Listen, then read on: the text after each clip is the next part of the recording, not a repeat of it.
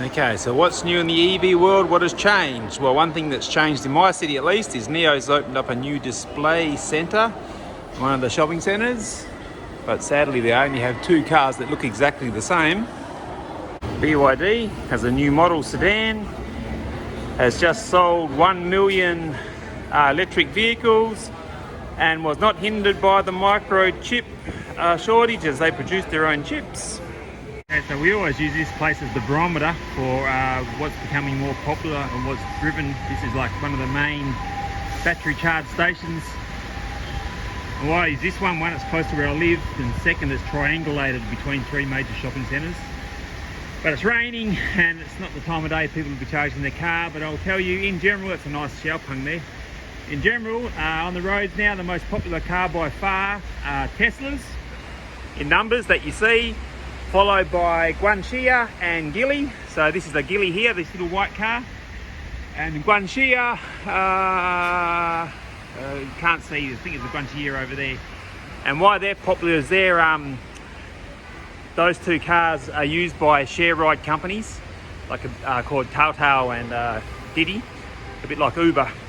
And then the next most popular cars would be probably just European imports, and then followed up, so you see some sporadic like Xpeng, NIO, BYD. Actually BYD, you see more BYD than Xpeng or NIO. So EV are definitely growing. This is since my last video, they're definitely growing and growing and growing. So now we'll get into the real content, what this video is about, because we've had a bit of a price dip mainly due to the microchip shortage. So this is my opinion on maybe we should have a look just for the next 3 to 5 years. We will have a look now at a couple of car makers and we'll see if we can find a familiar trend or a reoccurring trend. We'll start with Tesla. In January they were trading at around 650, 700. They had a high of 900 towards the end of January, early February, and right now they're currently trading at around $600.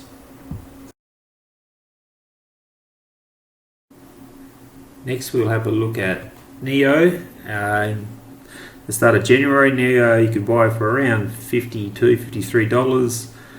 They had a high of around $65 and now they're currently sitting at around $36.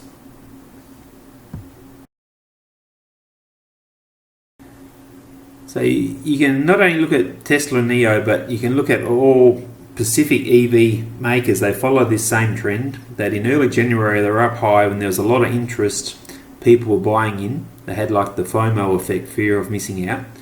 And then we hit a microchip shortage which affected basically all EV car makers, or generally all car makers across the board. The only exception is probably BYD because they produce their own chips.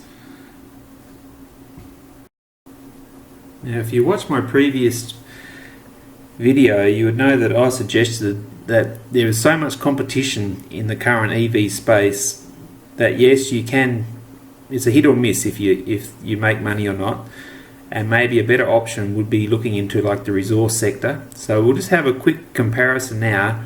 I just picked a couple of random companies in Australia because I'm Australian, and we'll just look at their prices since the same time frame as what I just showed you for the car manufacturers. We'll start with Oz Minerals. They're just a very small cap copper miner. So we can see in January they were around $18 and currently now they're trading at around $23.50. So unlike the EV space, this has actually gone up, has inclined where the EVs actually declined.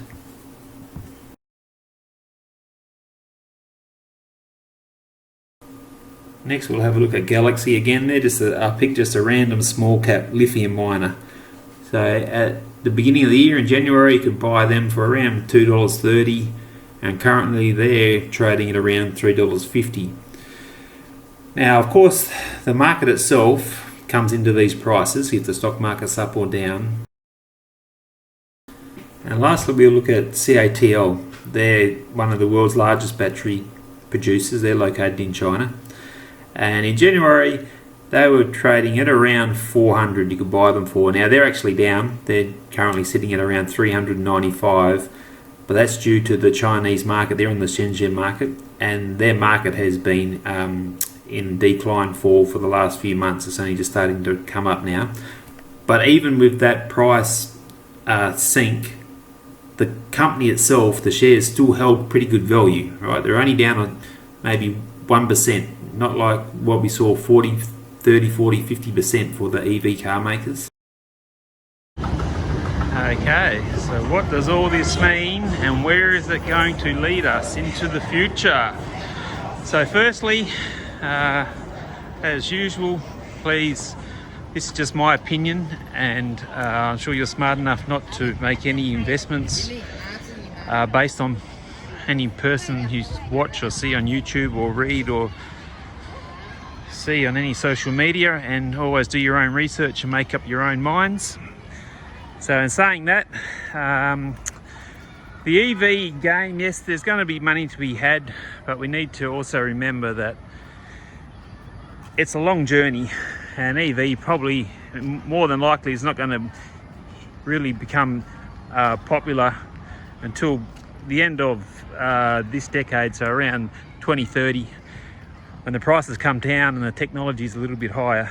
So the question remains, where can we make the most money leading up to then? So I think the money is to be made in the primary producers, the lithium miners, the copper miners, because as the EV scene grows, obviously the demand grows more and more. So they'll just keep growing and growing and growing and growing. And the problem with EV is, yes, there will more than likely be one or two major winners, but who are they going to be? Who's going to take that majority of the market share? Is it going to be Tesla or one of these up and coming Chinese companies, NIO or Xpeng? Is it going to be the old players, VW, Mercedes-Benz, BMW, all these companies that have a century of car manufacturing expertise? So it's up to you to decide for yourself.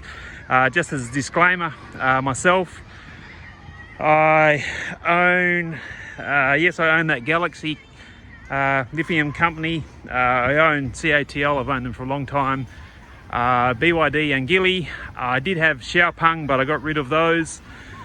And I also am heavily invested in copper miners, but ironically, the company I am invested in, BHP, I was actually invested in for iron ore, and now copper's just becoming a bonus. They're one of Australia's, or are Australia's largest copper producer. And I've just also bought up some more shares in some small cap copper miners in Australia who are looking like they just hit a big copper resource, because copper is dwindling. The price is going up, but the supply is getting smaller.